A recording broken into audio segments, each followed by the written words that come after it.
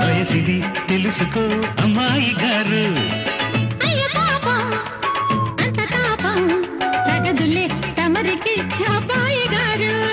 ఆత్రము ఆరాటము చిందే వ్యామోహం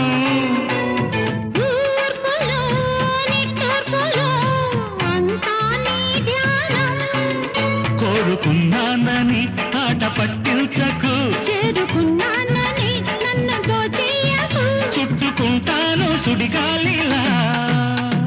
గోవా గోరింకతో ఆడిందిలే బొమ్మలా.